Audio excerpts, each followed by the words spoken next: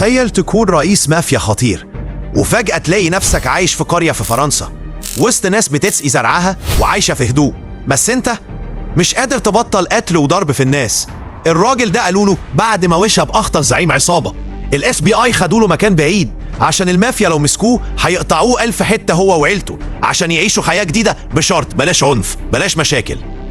راح اول يوم ضرب السباك وتاني يوم فجر المصنع وبيكتب مذكراته، ايوه، وبيحكي فيها كل حاجه، والاف بي اي قاعد يعيط من التوتر.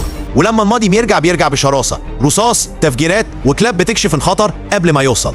ده مش فيلم اكشن تقليدي، ده فيلم عن المافيا الايطاليه مش بتعرف تبطل تكون مافيا. اسم الفيلم ذا فاميلي 2013. ولو عايز تعرف ايه اللي حصل لما العيله كلها اتحطت تحت التهديد، خش على قناه كليبزو وشوف الملخص الكامل.